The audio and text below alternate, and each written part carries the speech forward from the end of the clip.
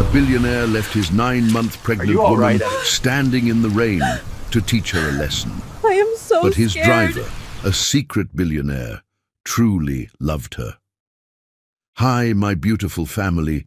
May the Almighty bless every woman with radiant health, endless peace, and a heart overflowing with love. May He lift the mothers who carry the weight of families, the sisters who protect with quiet strength, the wives who stand as pillars of sacrifice, and the daughters who bring laughter and light to every home. May no woman in this family ever walk in pain, for in God's eyes she is the crown of creation and the heartbeat of life. My precious family, I need your help. My channel is dying, and I will never force you. But if this message touches you, please like this video and share it with at least 5 friends. We are one family, and we help each other. Your small act of love gives my work life, keeps our stories alive, and helps me keep serving you with all my heart. If your heart is true, right, present. If your love is real, right, I am with Mr. Peter. Monica Sinclair Clark possessed the kind of beauty that stopped conversations mid-sentence, and the kind of intelligence that restarted them with trembling reverence. But tonight, she felt like a prize horse being paraded before potential buyers. The crystal chandelier cast diamond patterns across the marble floor of Andrew Clark's Fifth Avenue mansion, each beam of light worth more than most people earned in a lifetime. Manhattan's elite moved through the opulent rooms like sharks in designer clothing, their conversations a delicate dance of power, influence, and barely concealed greed. The charity gala was the social event of the season, but Monica knew the truth behind the glittering facade. It was Andrew's stage, and she was his most prized possession on display. At 9 months pregnant, Monica moved with the careful grace of a queen, navigating treacherous waters. Her dark skin glowed against the deep emerald of her custom Valentino gown, the fabric flowing around her swollen belly like liquid silk. She had chosen the dress deliberately, bold, beautiful, and impossible to ignore. If Andrew insisted on showing her off like a trophy, she would ensure that trophy blazed with her own fire. Mrs. Clark, your work on the domestic violence legislation has been absolutely revolutionary. Senator Patricia Williams gushed, her eyes bright with genuine admiration. The legal protections you crafted have already saved dozens of lives. Monica's smile was radiant despite her exhaustion. Thank you, Senator. I believe the law should be a shield for the vulnerable, not a sword for the powerful. She felt her daughter kick restlessly inside her, as if the baby could sense the tension that had been building all evening. From across the room, Andrew watched his wife command attention with growing irritation. Supreme Court Justice Robert Chen hung on her every word as she explained constitutional precedent. The French ambassador nodded respectfully as she switched seamlessly between English and flawless French. 3 Fortune 500 CEOs had already asked for her business card, despite knowing she was just a billionaire's wife now. Magnificent woman. Your wife, commented Charles Rothschild, the banking dynasty heir. Harvard Law Review, wasn't she? Top of her class at Columbia? I heard she single-handedly restructured the Pemberton merger before you married her. Andrew's jaw tightened. Before he married her, Monica had been Manhattan's most feared corporate attorney. She had built her reputation destroying men like Rothschild in boardroom battles that left entire companies bleeding. Now she was supposed to be content playing hostess to his social climbing ambitions. Monica felt Andrew's eyes boring into her from across the room and recognized the dangerous glitter she'd learned to fear. Her lower back ached with a persistent pain that had been growing stronger throughout the evening. The baby was due any day now, and her body was sending increasingly urgent signals that tonight might be the night. Please excuse me, she said gracefully to the group of admirers surrounding her. I need to find my husband. She moved through the crowd with practiced elegance, nodding and smiling at the appropriate moments, but inside she felt like a swimmer fighting against a riptide. The mansion's opulent rooms suddenly felt suffocating. The laughter seemed too loud, the perfume too heavy, the lights too bright, Andrew intercepted her near the grand staircase, his hand clamping around her wrist with bruising force. To observers, it might have looked like an affectionate gesture, but Monica felt his fingers digging into her pulse point with deliberate cruelty. "Having fun playing intellectual with my guests?" he whispered against her ear, his breath hot and wine-soaked. Monica's voice remained steady, despite the pain radiating up her arm. "I was simply engaging in conversation. Isn't that what you wanted when you insisted I attend tonight? I wanted you to smile and look beautiful, not show off like some kind of—" He paused, his lips twisting into a sneer. "Some kind of know-it-all who thinks she's better than everyone else." The familiar shame tried to creep up Monica's spine, but she pushed it down with the steel resolve that had carried her through Harvard Law School on a full scholarship. "Andrew, please. I'm not feeling well. Could we perhaps go home? The baby—" "Don't act weak," he hissed, his grip tightening until she had to bite her lip to keep from gasping. "You're carrying my child, the heir to my empire. Don't embarrass me tonight." Monica felt a sharp contraction ripple across her belly, stronger than the Braxton Hicks contractions she'd been having for weeks. This one made her breath catch in her throat. "Andrew, I think something might be—" Mrs. Clark, the governor of New York, appeared beside them with his wife, both beaming with political charm. "I was hoping to steal a moment with you about the education reform bill. Your insights could be invaluable." Monica straightened, pushing through the pain with the grace that had made her legendary in courtrooms. "Governor Morrison, I'd be honored to discuss it with you." But even as she spoke, another contraction built in her lower back. For 20 minutes, she discussed policy with New York's most powerful political figures, while Andrew seethed beside her. Every brilliant point she made, every solution she proposed, every moment of respect she commanded only fueled his rage. He had married her to possess her magnificence, not to be overshadowed by it. Finally, the group dispersed, and Monica turned to Andrew with desperation creeping into her voice. "Please, let's go home. I'm not feeling well. I just need your care. I'm only days away from giving birth."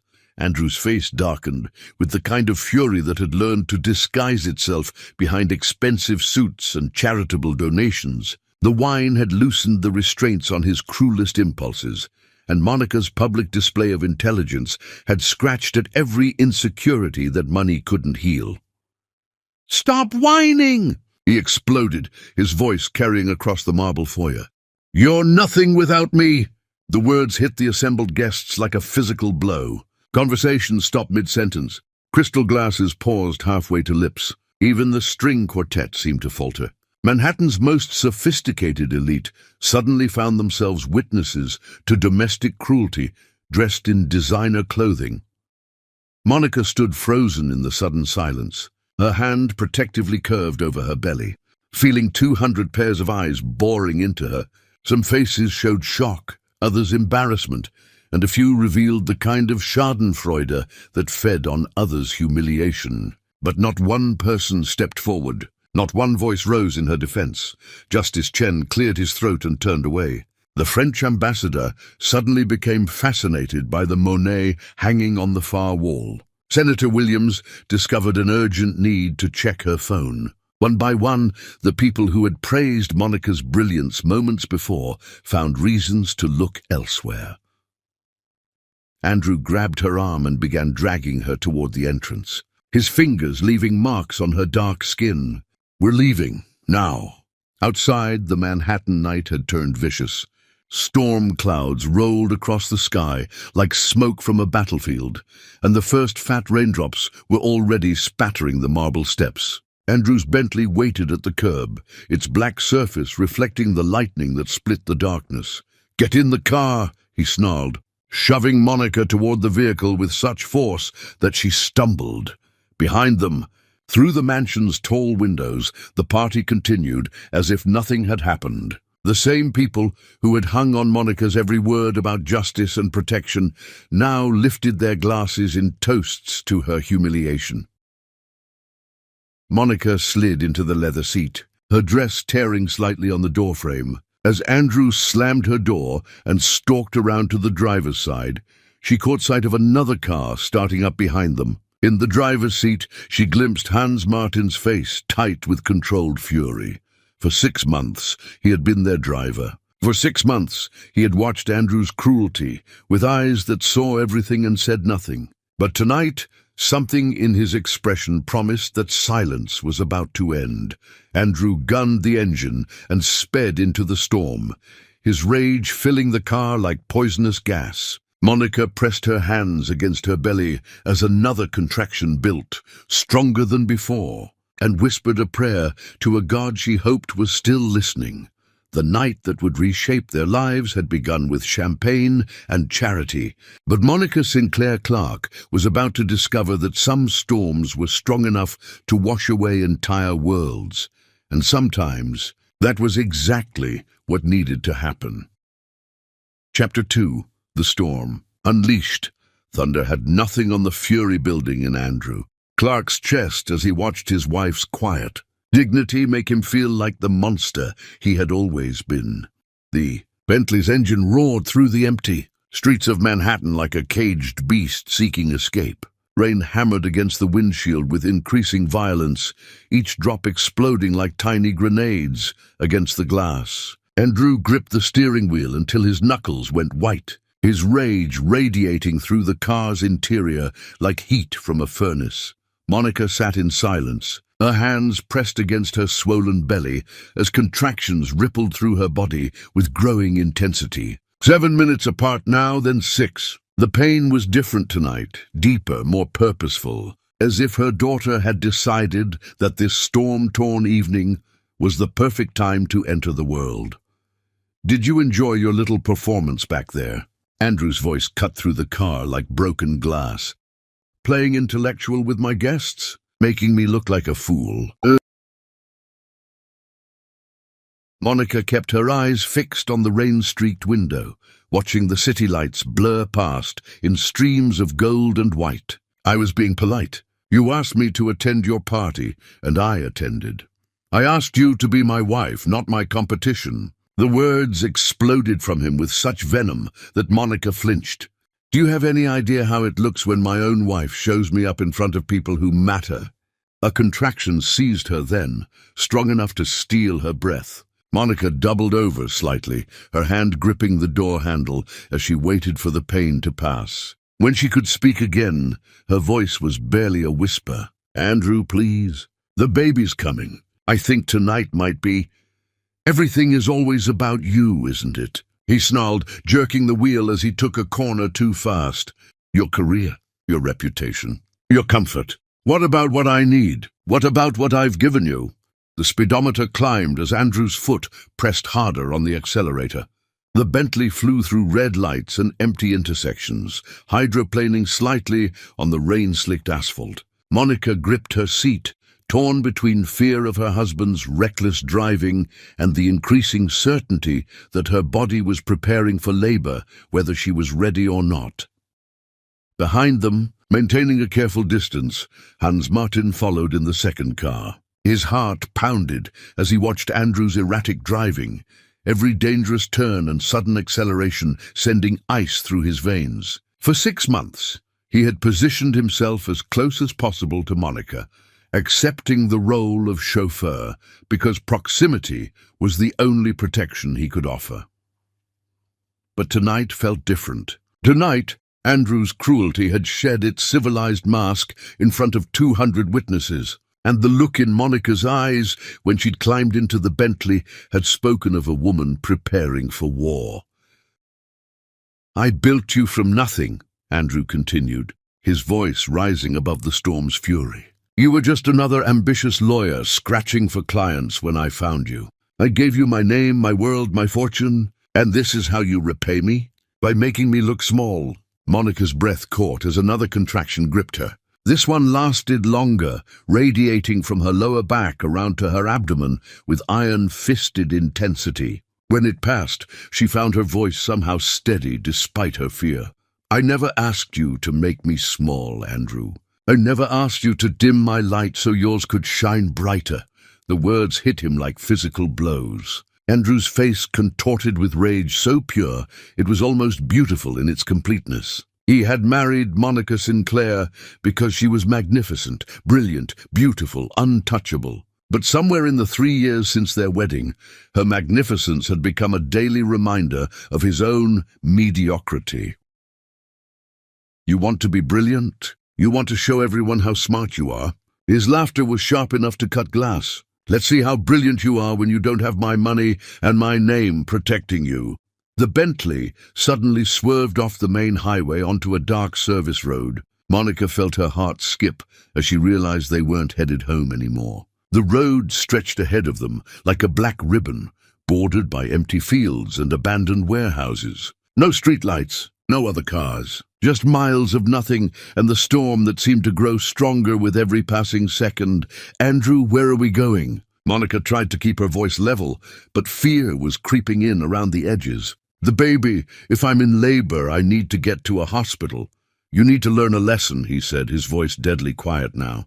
"You need to remember who you were before I lifted you up, and who you'll be if I decide to let you fall." Hans, following at a distance that allowed him to keep their taillights in sight, felt every muscle in his body coil with tension. The service road was deserted, the kind of place where terrible things happened and no one heard the screams. His foot pressed harder on the accelerator, closing the gap between their vehicles. Monica gasped as the strongest contraction yet rolled through her body. This time she couldn't hide her pain. A low moan escaped her lips as her hand instinctively pressed against her belly. The baby was definitely coming. Whether in an hour or 6 hours, labor had begun. "Please," she whispered, abandoning pride in favor of desperation. "Whatever you're planning, please don't do it tonight. If something happens to me, something could happen to your daughter." Andrew's laugh was the sound of something beautiful being destroyed. "My daughter will be fine. She's strong, like me. It's her mother I'm worried about. All this talk about being powerful and independent, but you've gotten soft, haven't you? Pampered. Forgotten what it's like to fight for survival." The Bentley's brakes screamed as Andrew suddenly slammed them, the car skidding to a stop on the gravel shoulder. Rain pounded the roof like 1,000 angry fists, and lightning split the sky so close Monica could smell the ozone. Andrew turned to face her, and Monica saw something in his eyes that made her blood freeze. It wasn't just anger anymore. It was the cold, calculated cruelty of a man who had decided that breaking someone completely was the only way to feel whole. "Get out!" The words were spoken quietly, almost conversationally, but they hit Monica like a physical assault. "Andrew, please." "I can't. The baby will get out." The explosion of rage filled the car's interior, and Monica recoiled as if he had struck her. "Walk home. 20 miles should give you plenty of time to think about whether you want to be my wife or my enemy." Monica stared at him in shock, unable to process what he was asking. "You can't be serious. It's pouring rain. I'm 9 months pregnant. I could go into full labor at any moment." "Then you'd better start walking fast." He reached across her and yanked open the passenger door. Rain immediately began soaking the leather seats, and the sound of the storm rushed in like the roar of some primeval beast. "Andrew, and please don't do this," Monica whispered, her voice breaking for the first time. "I'm begging you. If not for me, then for your daughter. She could die if—" "Maybe then you'll learn obedience," he snarled, grabbing her arm and shoving her toward the open door. "Maybe then you'll remember that everything you have comes from me, and everything you are exists because I allow it." Monica felt the rain hit her face like ice-cold needles as she stumbled out of the car. Her designer gown was instantly soaked through, the emerald silk clinging to her pregnant form like a second skin. She turned back toward Andrew, one hand on the car door, making one final plea. "Please don't leave me here. I love you. I've always loved you. I just—" The door slammed shut with a finality that echoed across the empty landscape like a gunshot.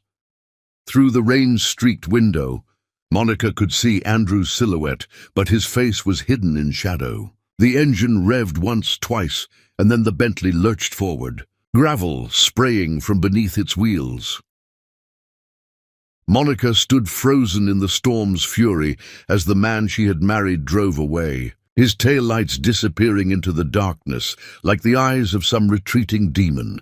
She was alone on a deserted road, 20 miles from home, with a baby who seemed determined to be born tonight.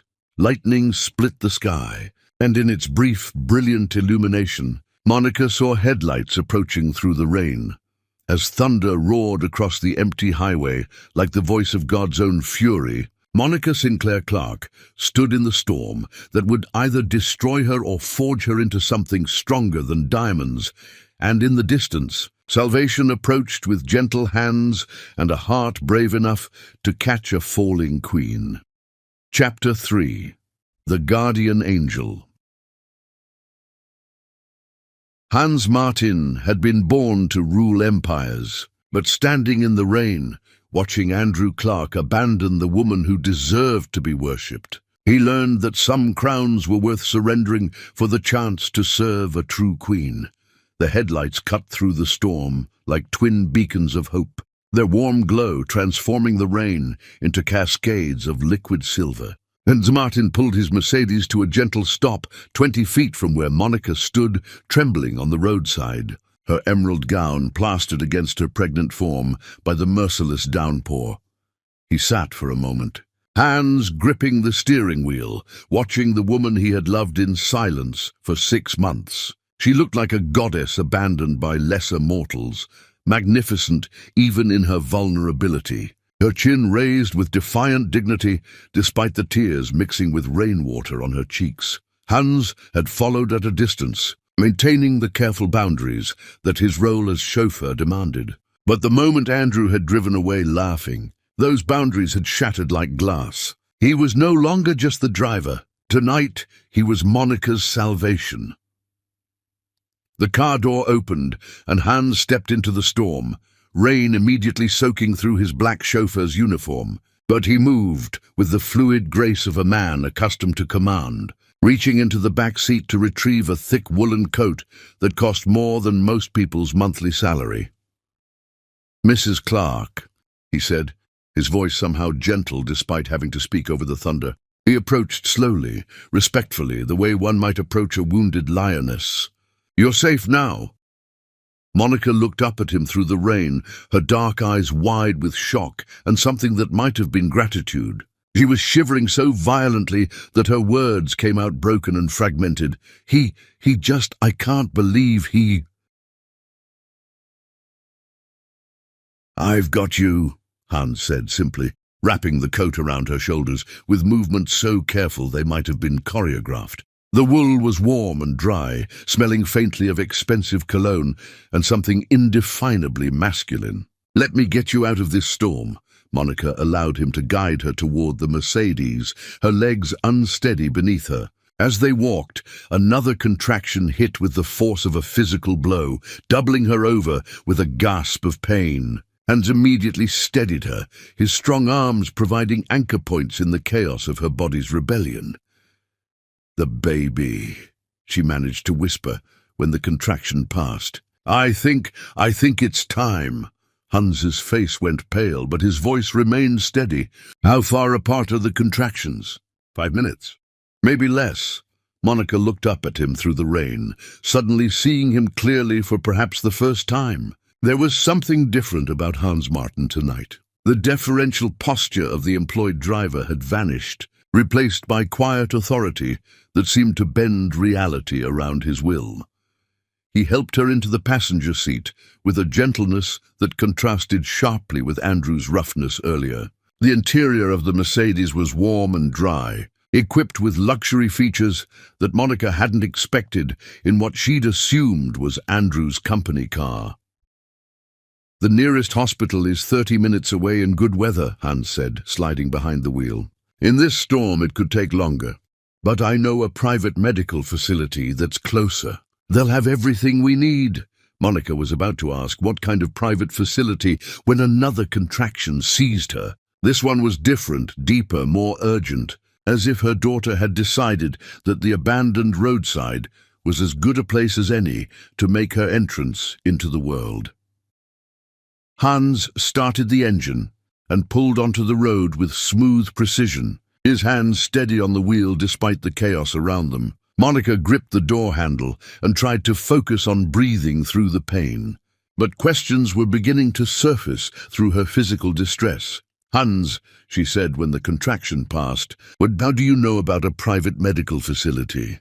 His hands tightened almost imperceptibly on the steering wheel. "I make it my business to know about medical options. When you care about someone's safety, you prepare for emergencies." The words hung in the air between them, like a confession half-spoken. Monica studied his profile in the dashboard's glow, noting details she had somehow missed during 6 months of daily interaction. The expensive watch on his wrist that caught the light like captured stars. The way his presence seemed to fill the car with quiet strength. The fact that he drove with the confidence of a man accustomed to navigating more than just Manhattan traffic. "You followed us from the party," she said. It wasn't a question. "Yes. Why?"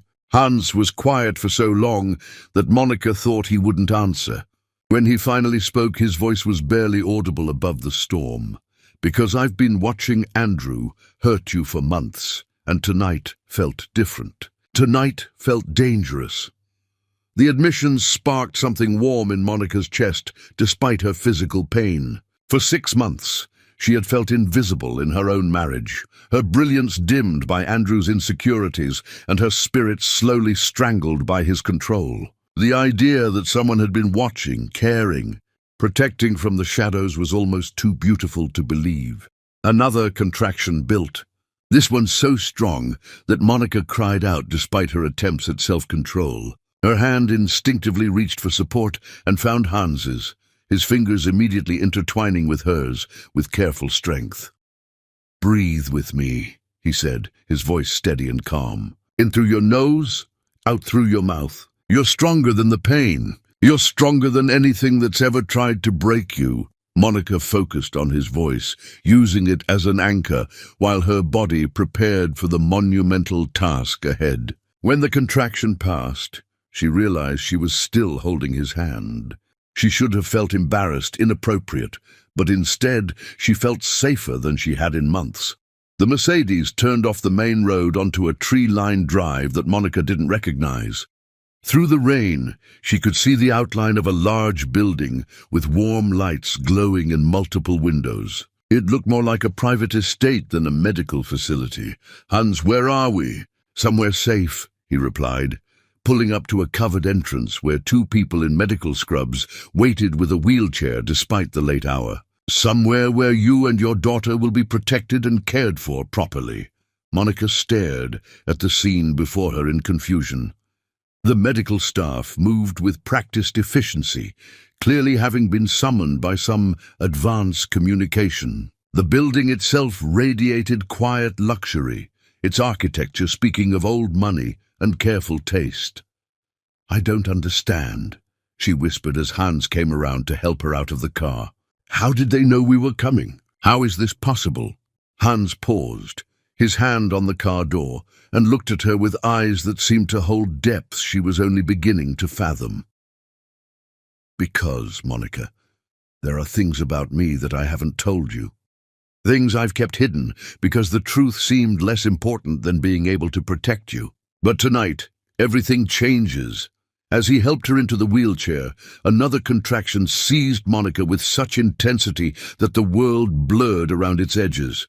Through the pain, she was dimly aware of being wheeled into a building that smelled of jasmine and expensive wood polish rather than antiseptic and fear.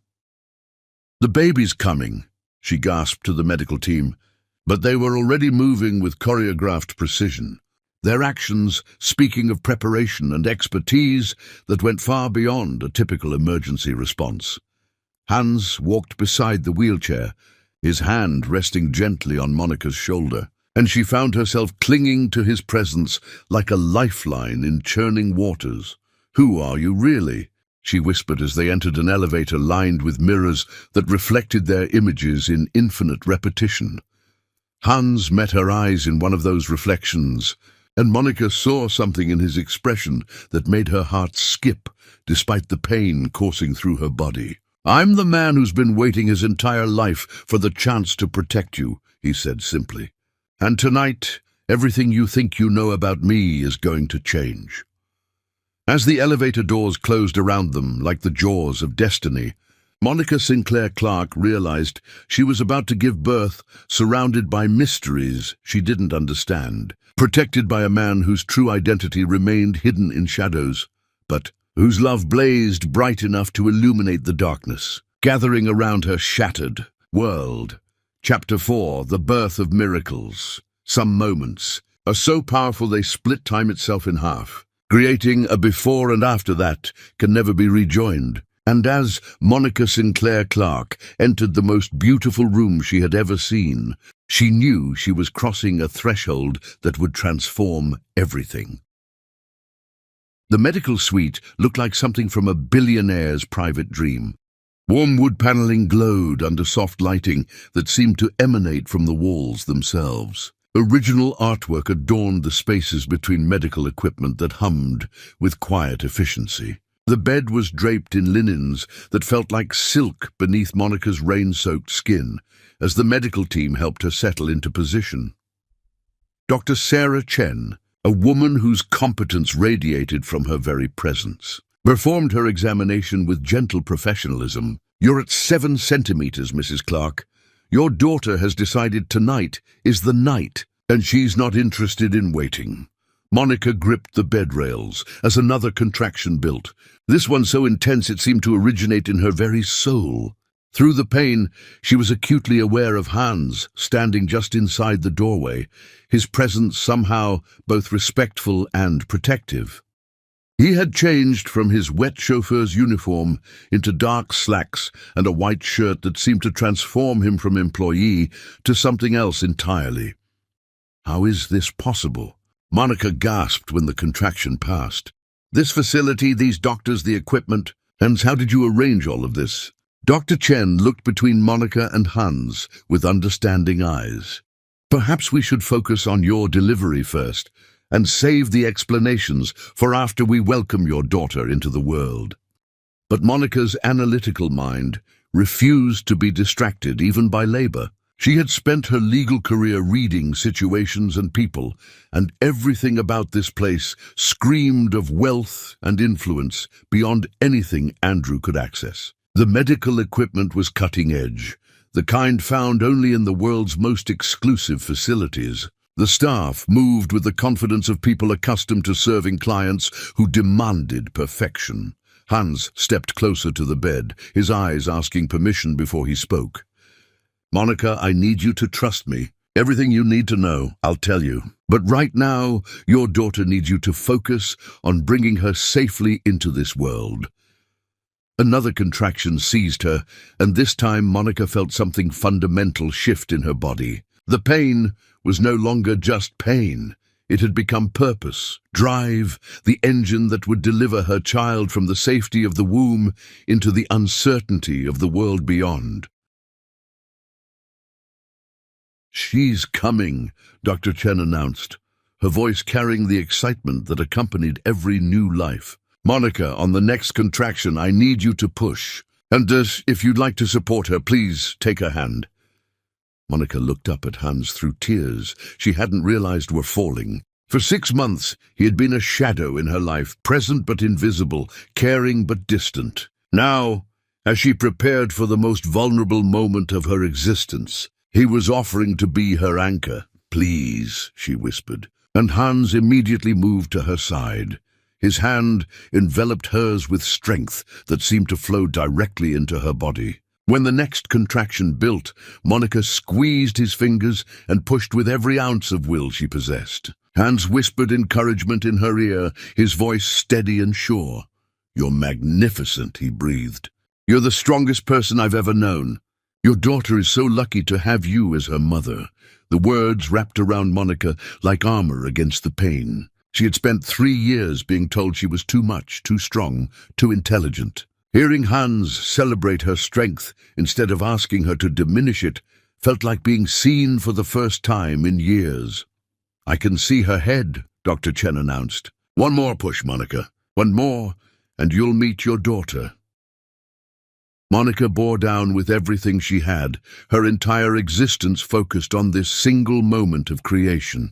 Hans's hand provided the strength she needed, his presence the safety that allowed her to be completely vulnerable. At 3:47 a.m., Aria Michelle Clark entered the world with a cry that seemed to shake the very foundations of the building. She was perfect. 10 fingers, 10 toes, a head full of dark hair, and lungs that announced her displeasure at being evicted from her comfortable home.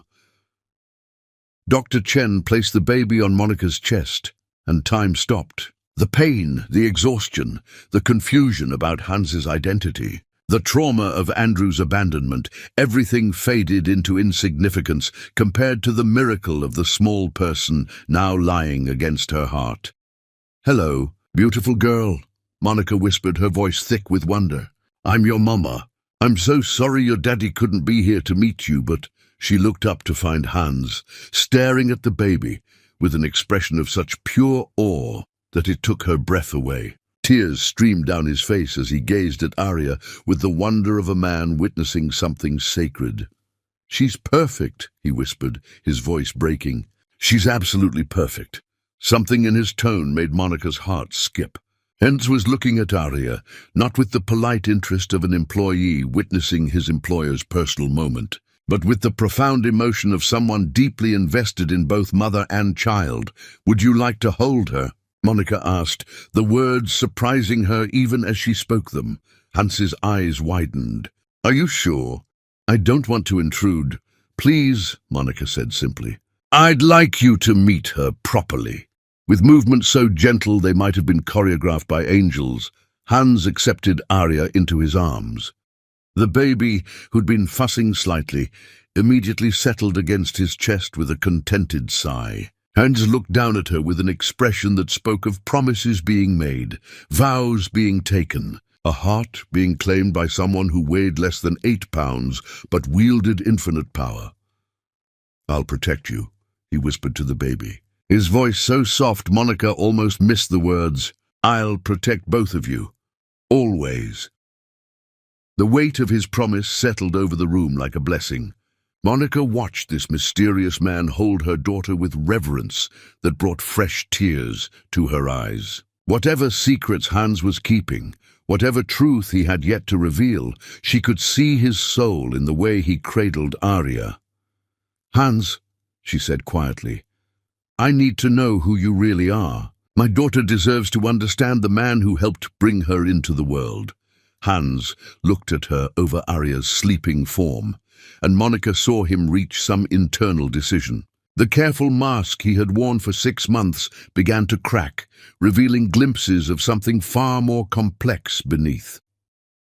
"My name is Hans Friedrich Martin," he said simply. "My family has owned significant real estate holdings across Europe for 4 centuries. I'm worth approximately $12 billion. And I became your driver because watching Andrew hurt you from a distance became unbearable." Monica stared at him in shock, her mind struggling to process this revelation. "You're a billionaire? But why would you? How could you?" "Because proximity was the only protection I could offer," Hans interrupted gently. "Because seeing you diminished and controlled and treated as less than the extraordinary woman you are became more painful than surrendering my public identity." Before Monica could respond, the sound of shouting echoed from somewhere in the building. Heavy footsteps pounded down hallways, growing closer with each passing second. "That's Andrew," Monica whispered, her body tensing with familiar fear. Hans immediately handed Aria back to Monica and moved toward the door, his entire bearing transforming from gentle caregiver to something altogether more dangerous. "No one gets through that door without my permission," he said, his voice carrying an authority that Monica had never heard before. "You've given birth to your daughter in safety, and that safety will continue for as long as I draw breath." The door burst open, and Andrew Clark stumbled in, reeking of alcohol and rage, his expensive suit wrinkled and his eyes wild with something that might have been panic or fury or both. "You dared to give birth without me?" He snarled at Monica, completely ignoring Hans's presence. My daughter, my heir, and you bring her into the world in some secret location like she's something to be hidden. As Andrew raised his hand with the clear intention of striking the mother of his newborn child, and Martin stepped between them with the fluid grace of a man born to protect queens, and Monica realized that the fairy tale was far from over. The dragon had just arrived, and her prince was about to reveal exactly what kind of power he wielded when the people he loved were threatened. Chapter 5. The Dragon's Fury. Violence was the language. Andrew Clark spoke most fluently, but he was about to discover that some men were born speaking dialects of power he had never learned to comprehend. Andrew's hand never reached its target, and stepped between husband and wife with movements so swift they seemed almost supernatural, his fingers closing around Andrew's wrist with the kind of strength that could crush bones without visible effort. "Don't touch her," Hans said, his voice carrying a deadly calm that made the room's temperature seem to drop 10 degrees. Andrew tried to jerk his hand free, but Hans's grip held firm. For the first time in his adult life, Andrew found himself physically overpowered by another man, and the shock of it sobered him more effectively than any amount of coffee could have managed. "How dare you?" Andrew sputtered, his face flushing red with humiliation. "How dare a useless driver lay hands on me in front of my wife and child?"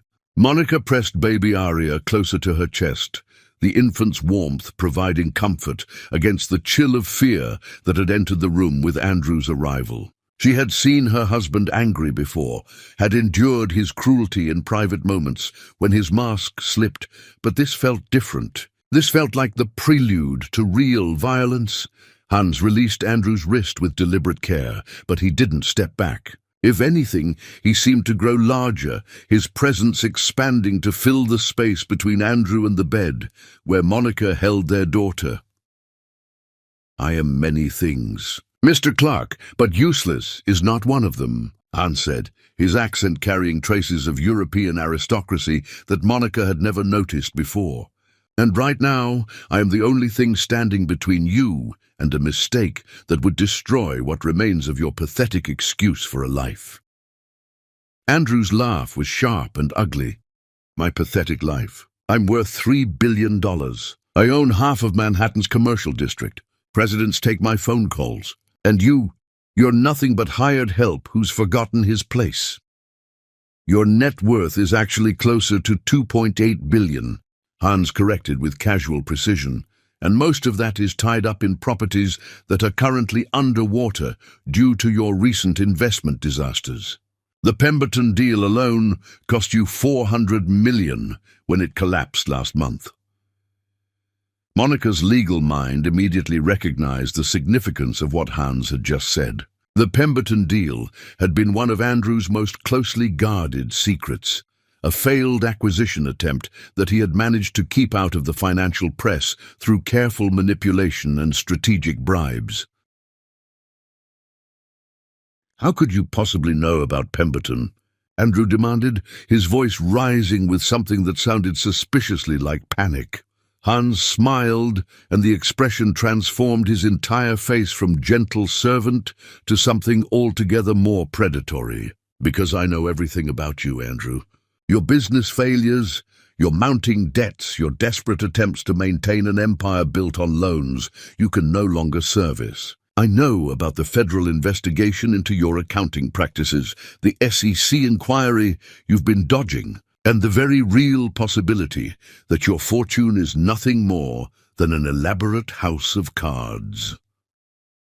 Monica watched this exchange with growing fascination and horror. The man she had married, the billionaire whose wealth had seemed unshakable, was being systematically dismantled by their driver. But more than that, Hans was speaking with the authority of someone who clearly had access to information that should have been impossible for a chauffeur to obtain. "You're lying," Andrew snarled, but uncertainty had crept into his voice. "The Cayman Islands account ending in 7742, Hans continued relentlessly. The one you've been using to hide assets from the IRS. It currently contains exactly $47 million, down from $340 million 6 months ago. Would you like me to continue? Andrew's face went pale, and Monica saw something she had never seen before in her husband's eyes, genuine fear. Not anger, not rage, but the stark terror of a man who had just realized he was completely outmatched. Baby Arya stirred in Monica's arms, making soft newborn sounds that seemed impossibly sweet against the tension filling the room. The contrast between her daughter's innocence and the battle of wills playing out beside her bed struck Monica as profoundly surreal. "Who are you?" Andrew whispered, the question barely audible.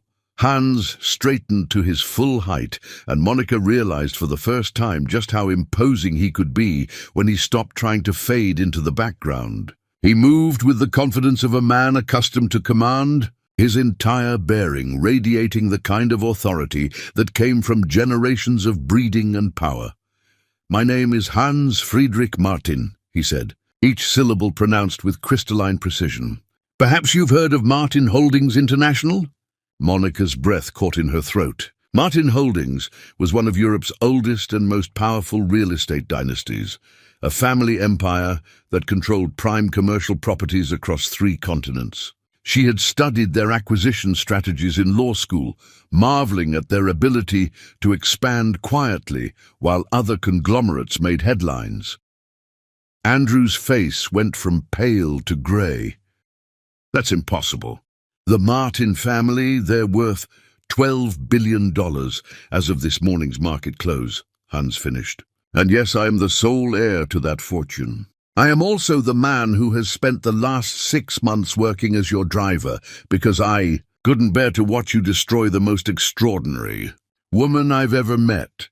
The silence that followed this revelation was so complete that Monica could hear her own heartbeat echoing in her ears. She stared at Hans, this man she had thought she knew, who had brought her tea and driven her to appointments and listened to her pour out her heart during long rides through the city, and tried to reconcile his humble service with the magnitude of what he had just revealed. "You gave up your identity to be my driver?" she whispered. Hans turned to look at her, and the love in his eyes was so naked, so complete, that Monica felt her heart skip several beats. "I gave up nothing that mattered," he said simply. "Wealth means nothing if you can't use it to protect the people who deserve protection. Power is worthless if it doesn't serve love." Andrew let out a sound that was part laugh, part sob. "You're both insane. You think this changes anything? She's still my wife. That's still my daughter. All your billions won't change the fact that she belongs to me." The words struck Monica like physical blows, but instead of the familiar shame and fear they usually inspired, she felt something else rising in her chest. Fury, pure, clean rage at being discussed like property, at being reduced to a possession that could be owned and controlled.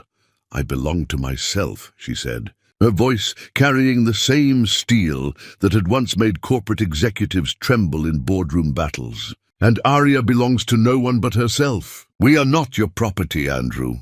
We never were." Andrew spun toward her, his face twisting with renewed rage. "Without me, you're nothing. I made you. I gave you everything you have. You gave me nothing I hadn't already earned," Monica replied, her voice growing stronger with each word. "I was successful before I met you. I was brilliant before I met you. I was powerful before I met you. All you did was convince me to hide those things to make you feel bigger." Hans stepped closer to Andrew, and Monica could see the coiled violence in his muscles, the barely restrained power of a man who had reached the absolute limit of his patience. "You have exactly 10 seconds to leave this room," Hans said quietly. "If you're still here when I finish counting, I will personally ensure that every federal agency investigating your business practices receives detailed files about your activities." "You're bluffing," Andrew said, but he was already backing toward the door. 7, 6, 5. "This isn't over," Andrew snarled, pointing at Monica. "She's my wife. That child carries my name. You can't just steal my family. 2, 1. Andrew turned and fled, his expensive shoes slipping on the polished floor in his haste to escape. The door slammed behind him with a sound like thunder, leaving the room suddenly blissfully quiet. Monica looked down at Arya, who had slept peacefully through the entire confrontation, then up at Hans, who was visibly struggling to control the adrenaline still coursing through his system. "Is it true?" she asked softly. "Everything you told him about his finances?" Hans nodded grimly. "Andrew is 3 months away from bankruptcy. His empire is collapsing, and he's been using increasingly desperate measures to hide it. Within 6 months, he'll lose everything." Monica absorbed this information with the analytical part of her mind, while her heart processed the larger implications. "And you knew all of this when you became our driver?" "I knew some of it. I learned the rest while protecting you." "Protecting me from what?" Hans met her eyes, and Monica saw depths of concern she was only beginning to understand. From the desperation of a man who was about to lose everything and needed someone to blame for his failures. From the violence that comes when weak men feel their power slipping away. Baby Arya chose that moment to wake fully, her cries filling the room with demands for attention and care. Monica immediately focused on soothing her daughter, but her mind continued racing with questions and implications. "What happens now?" she asked as she adjusted Arya's blanket. Hans sat down in the chair beside her bed, and for the first time since Andrew's arrival, his expression softened back into the gentle concern she had grown accustomed to. "Now you rest and recover from giving birth to the most beautiful child I've ever seen," he said simply. "Everything else can wait until you're strong enough to make decisions with a clear mind." Monica looked at this man, who had revealed himself to be simultaneously everything and nothing she'd believed him to be, and felt a warmth spreading through her chest that had nothing to do with the physical afterglow of childbirth. "Hans," she said quietly, "why did you really become our driver?" "The truth, this time." He was quiet for so long that Monica thought he might not answer. When he finally spoke, his words fell into the silence like stones dropped into still water. "Because I attended a business dinner 6 months ago, where Andrew humiliated you in front of 20 people for having the audacity to express an intelligent opinion," Hans said, his voice carrying the weight of confession. "Because I watched you shrink into yourself afterward, watched your light dim, and I realized I would rather spend my life as a servant in your presence than as a king in a world where women like you are treated as ornaments rather than the extraordinary human beings you are." The words hung between them like a bridge spanning an impossible distance, and Monica felt herself standing at the threshold of something that could change her life forever. "What you're describing sounds like love," she whispered. Hans met her eyes without flinching. "Yes," he said simply, "it does." As Monica held her daughter and stared into the eyes of a man who had surrendered everything to protect her, she realized that fairy tales were not stories about perfect people living perfect lives. They were stories about broken people finding the courage to rebuild their worlds around love. And sometimes the most powerful magic in the universe was the simple act of someone choosing to see you as worth saving. Chapter 6. The Revelation of Hearts. Truth was a double-edged sword that could cut through deception to reveal beauty, or slice through dreams to expose harsh reality. And Monica Sinclair Clark was about to discover which edge she had been living on. The medical suite had been transformed into a cocoon of golden light by the sunrise streaming through windows that Monica only now realized were stained glass masterpieces. Baby Arya slept peacefully in her arms, her tiny chest rising and falling with the rhythm of absolute innocence. While Monica tried to process the earth-shattering revelations of the past few hours, Hans had moved to the window and stood silhouetted against the morning light, his profile sharp and aristocratic in a way that Monica wondered how she had missed during 6 months of daily interaction. Everything about him seemed different now, his posture straighter, his presence more commanding, as if revealing his true identity had allowed him to inhabit his full power. "I have so many questions," Monica said, her voice hoarse from the exertion of labor and the emotional upheaval of the night. "I don't even know where to begin." Hans turned from the window, and Monica saw vulnerability in his expression that surprised her. For all his revealed wealth and power, he looked like a man standing at the edge of a cliff, uncertain whether the ground ahead would hold his weight. "Ask me anything," he said simply. "After everything you've been through, you deserve complete honesty." Monica adjusted Arya's blanket with gentle precision, using the familiar motion to organize her thoughts. Her legal training had taught her to approach complex situations systematically, but nothing in her education had prepared her for interrogating a secret billionaire who had masqueraded as her driver out of love. "The apartment you live in," she began, "the modest place in Queens that Andrew pays for as part of your employment package, is a property I purchased 3 years ago under an assumed name," Hans finished. "I've maintained residences around the world, but that apartment became home because it allowed me to be close to you." "And your background? The references Andrew checked when he hired you?" Hans had the grace to look slightly embarrassed. "My security team created an entire identity, complete with employment history and references who would vouch for Hans Martin, the chauffeur. It's not difficult when you have sufficient resources and motivation."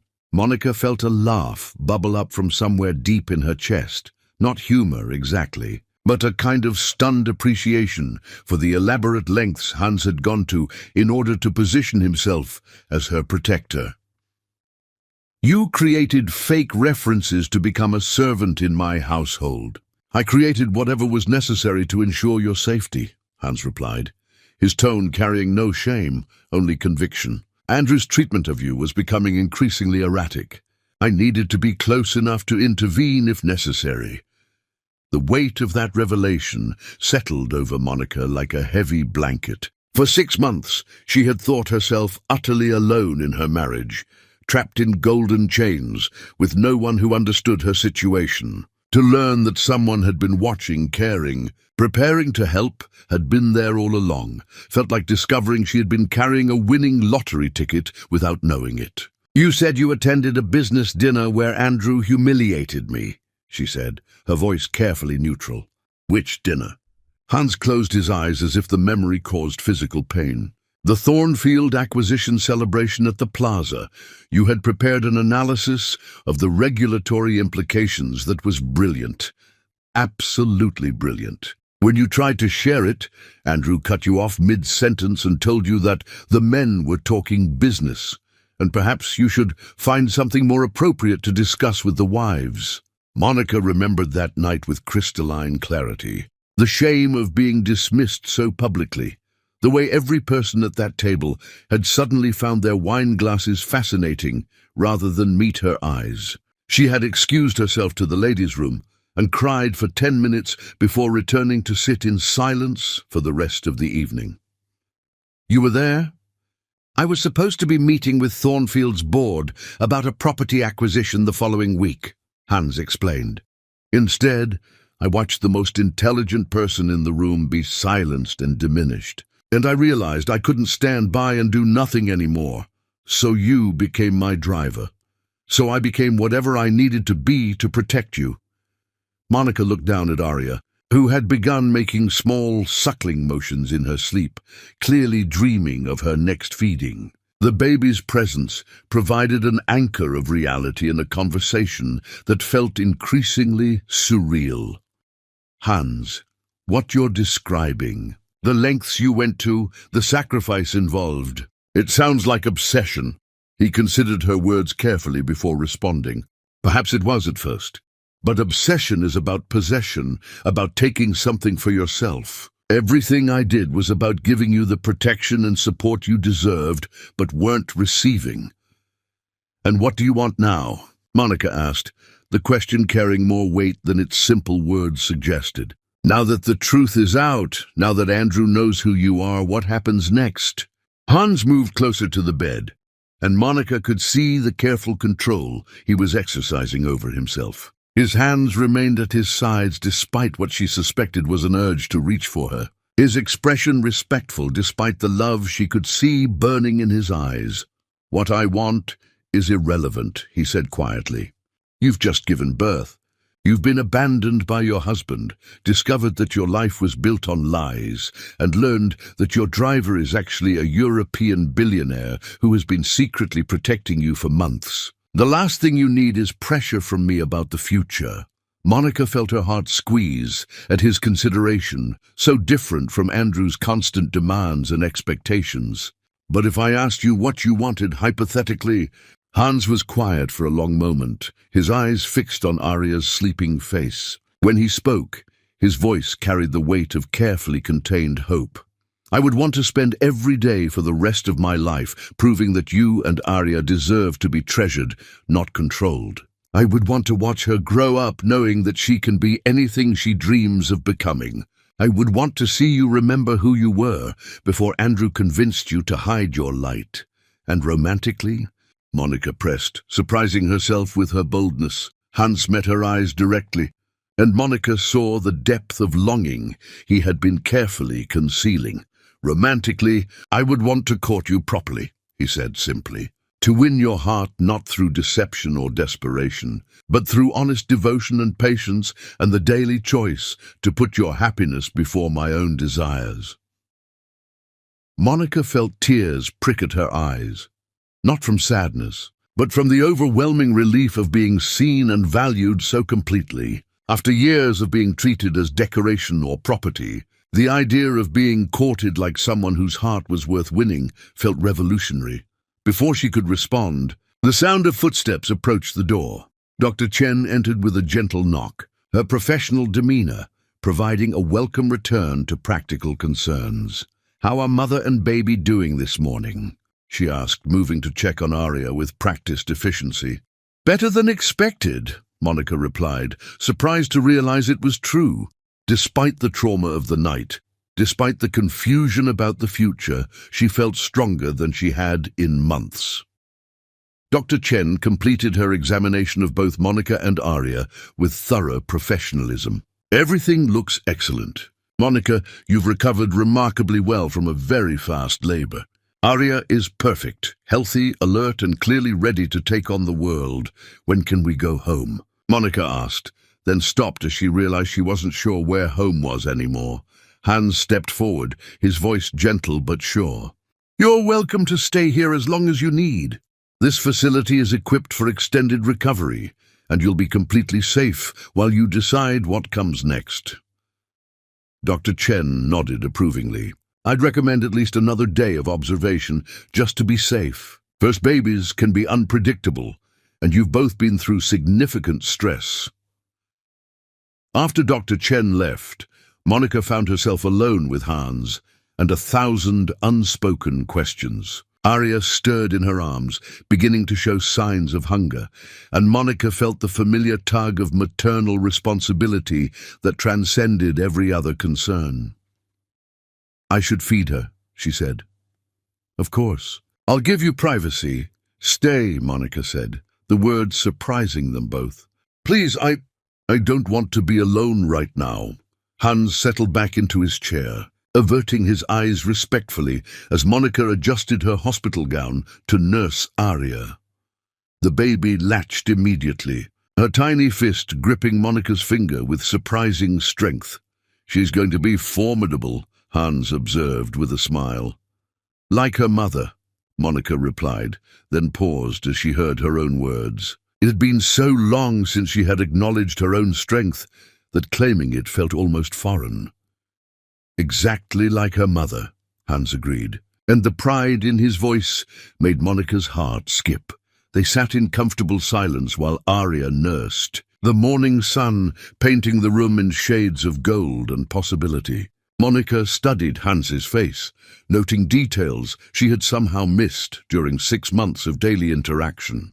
The aristocratic bone structure that spoke of centuries of breeding. The expensive watch that should have been a giveaway. The way he carried himself when he forgot to diminish his presence. "I was so blind," she murmured. "You were surviving," Hans corrected gently. "And when you're focused on enduring each day, it's easy to miss details that seem unimportant to your immediate safety." Monica considered this, recognizing the truth in his assessment. For 3 years, she had been in survival mode, using all her energy to navigate Andrew's moods and minimize his cruelty. There had been no mental space left for analyzing her driver's subtle inconsistencies. "What happens when Andrew comes back?" she asked. "Because he will come back." Hans's expression hardened slightly. "Andrew is about to become very busy with federal investigators and bankruptcy proceedings. I suspect his interest in fighting for custody will diminish significantly when he realizes how much legal trouble he's facing. You're going to destroy him." "I'm going to allow him to destroy himself with his own actions," Hans corrected. "I'm simply ensuring that the appropriate authorities have access to accurate information about his business practices." Monica felt a complex mixture of emotions at the thought of Andrew's downfall. Relief, certainly, but also a strange sadness for the man she had once believed she loved, before his insecurities had curdled that love into something toxic. And after that, Hans met her eyes with an expression that managed to be both hopeful and patient. "After that, you choose your own future, with complete freedom, complete support, and no pressure from anyone, including me, about what that future should look like." As Monica sat in the golden morning light, nursing her daughter, while a secret prince promised her the freedom to choose her own destiny, she realized that sometimes the most powerful magic in the world was simply having someone believe you deserved better than the life you had been settling for. Chapter 7. The Awakening. Storm. Power was not always loud and dramatic like thunder. Sometimes it was quiet and inevitable like the tide. And Andrew Clark was about to discover that the most dangerous enemies were those who moved like water, reshaping everything they touched without making a sound. 3 days had passed since Arya's birth. 3 days of peace in Hans's private medical facility, where Monica had begun to remember who she was, beneath the layers of fear and diminishment that Andrew's control had wrapped around her soul. She sat by the window, nursing her daughter, while watching Hans work quietly at a desk in the corner. His laptop and phone, handling what she now understood, was the management of a global empire. "You run your entire business from a hospital room?" she asked, amused by the sight of a billionaire conducting video conferences while wearing casual clothes and speaking in hushed tones so as not to wake the baby. Hans looked up from his laptop with a smile that transformed his entire face. "I've learned to work from wherever I need to be, and right now I need to be here." Monica felt warmth spread through her chest at his words. She had spent 3 years being made to feel like an inconvenience, a burden that disrupted Andrew's important life. Having someone voluntarily prioritize her well-being felt like discovering a new language of love. Arya finished nursing and immediately began the complex process of trying to fit her entire fist into her mouth. A task she approached with the determined concentration of someone solving advanced calculus. Monica laughed softly as she repositioned her daughter against her shoulder for burping. "She's going to be trouble," she murmured affectionately. "The very best kind." Hans agreed, closing his laptop and moving closer. "May I?" Monica nodded, and Hans gently took Arya for burping duty, the baby settling against his shoulder as if she belonged there. Over the past 3 days, Monica had watched Hans interact with her daughter with a natural tenderness that spoke of genuine affection rather than polite obligation. "You're remarkably good with her for someone who's never had children." "I've had a lot of practice being patient and gentle with precious things," Hans replied, his eyes meeting hers with meaning that made Monica's breath catch. And I've been preparing for this role for longer than you might imagine." Before Monica could ask what he meant by that cryptic statement, the sound of raised voices echoed from somewhere in the building. Hans immediately tensed, his protective instincts clearly triggered by any potential threat to their sanctuary. "What is that?" Monica asked, though part of her already knew. Hans handed Arya back to her mother and moved toward the door with the fluid grace of someone accustomed to handling dangerous situations. "Security is informing someone that they cannot enter this facility without permission. Andrew." Most likely. Monica felt familiar fear begin to creep up her spine, but alongside it was something new. Anger at having her peaceful recovery disrupted by a man who had already done enough damage. "What does he want?" "To reassert control over what he considers his property," Hans replied grimly. "But he's about to learn that the rules have changed significantly since he abandoned you in a storm." The voices grew closer, and Monica could make out Andrew's furious tones among the calmer responses of security personnel. He was demanding to see his wife and child, threatening lawsuits and police intervention, wielding his wealth and status like weapons against people who had clearly dealt with entitled rich men before. "I'm not ready for this," Monica whispered, her arms tightening protectively around Arya. Hans immediately returned to her side, his presence radiating the kind of steady strength that made Monica feel safer just by proximity. "You don't have to face him until you're ready," he said quietly. "I can handle this." "No," Monica surprised herself by saying. "I need to face him myself. I need to stop running from confrontations that are inevitable." Hans studied her face with concern. "Are you sure? You've been through tremendous physical and emotional trauma. There's no shame in needing more time." Monica looked down at her daughter, who had fallen asleep in her arms with the absolute trust that only babies possessed. Arya would grow up watching how her mother handled conflict, learning from Monica's example what it meant to be a strong woman in a world that often preferred women to be small and quiet.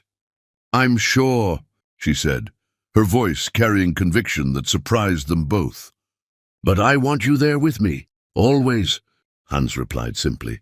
The door burst open before security could prevent it, and Andrew strode in wearing a wrinkled suit and the kind of desperate rage that came from a man whose carefully constructed world was collapsing around him. Behind him, 2 security guards apologized to Hans with expressions that suggested they had tried to prevent this intrusion. "It's all right," Hans told them calmly.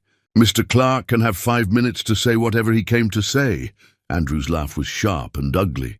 "How generous of the help to give me permission to speak to my own wife."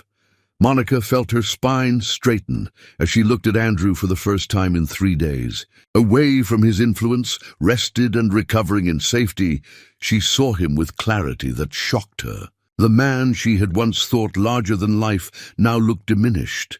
His expensive clothes couldn't hide the weakness in his posture. His bravado couldn't mask the fear in his eyes. "Hello, Andrew," she said, her voice steady despite the racing of her heart. "I've come to take you home," he announced, as if her preferences were irrelevant to the discussion. "This ridiculous charade has gone on long enough. You've had your dramatic moment, proven whatever point you were trying to make. But now it's time to return to reality." Monica tilted her head slightly, studying him with the analytical gaze she had once used to dissect opposing counsel's arguments in court. "And what reality is that?" "The reality where you're my wife and that baby is my daughter and this man," Andrew gestured dismissively at Hans, "is nothing but hired help who has forgotten his place." "Actually," Monica said, her voice carrying a hint of the steel that had once made corporate executives nervous, "the reality is that you abandoned your pregnant wife on a deserted highway during a storm. The reality is that I gave birth without you because you chose alcohol and ego over your family. The reality is that Hans is the reason your daughter and I are both alive." Andrew's face flushed red with anger and humiliation. "You're being dramatic." I was teaching you a lesson about respect and gratitude. I never intended for you to actually walk 20 miles. But you did intend to leave me there long enough to be afraid, cold, and alone, Monica replied, her voice growing stronger with each word. You intended to punish me for having the audacity to be intelligent in public. You embarrassed me in front of important people. I existed as myself instead of as your accessory, and that threatened you. Monica shifted Arya to one arm and used her free hand to smooth down her daughter's dark hair. This is exactly why I can't come home with you, Andrew. You don't want a wife. You want a beautiful object that enhances your image. Andrew's gaze flickered between Monica and Hans, and she could see him calculating, trying to find an angle that would give him leverage in a situation where he was rapidly losing control. Fine, he said, his voice turning coldly manipulative. If you want to play house with the help, that's your choice. But my daughter comes with me. Monica felt ice flood her veins, but alongside the fear was a mother's fury that blazed hotter than any emotion she had ever experienced. Your daughter? She repeated, her voice deceptively quiet. Your daughter, who you called worthless for not being born male. Your daughter, who you refused to hold because she represented failure to produce your perfect heir. I was upset. Andrew backtracked quickly, clearly recognizing that he had miscalculated. New fathers say things they don't mean, but she's still my child, and legally, you have no rights to a child you attempted to endanger through your reckless abandonment of her pregnant mother, Hans interjected, his voice carrying an authority that made Andrew step back involuntarily. Andrew whirled to face Hans, his desperation manifesting as rage. You think your money makes you important? You think pretending to be noble changes what you are? You're nothing but a stalker who manipulated his way into my family. I'm the man who saved your wife and daughter's lives, Hans replied calmly. I'm also the man who has detailed documentation of your business practices, your financial irregularities, and your pattern of domestic abuse. The color drained from Andrew's face. You can't prove domestic abuse. I never laid a hand on her. Emotional abuse, financial control, public humiliation, and ultimately endangerment of a pregnant woman, Hans listed methodically. All documented, all witnessed, all sufficient to terminate your parental rights permanently. Monica watched this exchange with growing amazement at Hans's preparation and strategic thinking. While she had been surviving day by day in her marriage, he had been quietly building a case that could protect her and Arya from Andrew's revenge. You want to fight for custody? Monica asked Andrew, her voice carrying a new edge of confidence. Go ahead. Explain to a judge why you abandoned your 9 months pregnant wife on a highway at night during a storm. Explain why you drove away laughing while she collapsed on the road. Explain why you didn't answer your phone when the hospital called to tell you she was in labor. Andrew's mouth opened and closed soundlessly, and Monica realized he had no defense for his actions because there was no defense.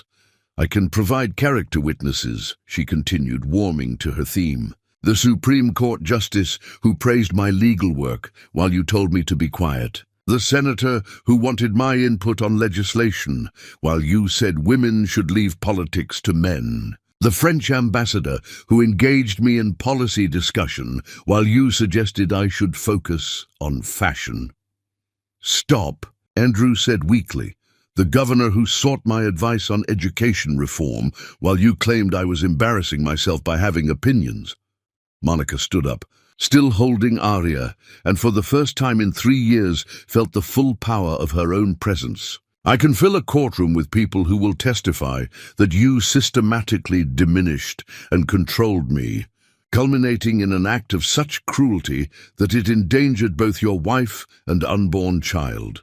Andrew stared at her as if seeing her for the first time, and Monica realized that perhaps he was. For years, she had been diminished by his treatment, had allowed herself to become smaller to accommodate his insecurities. Now, standing in her full power, with her daughter in her arms and a man beside her who saw her strength as something to celebrate rather than suppress.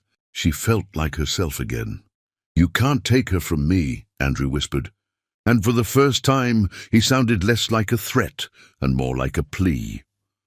Monica felt a moment of unexpected sympathy for this broken man who had confused possession with love, control with care. But that sympathy was tempered by her responsibility to her daughter and her own future happiness.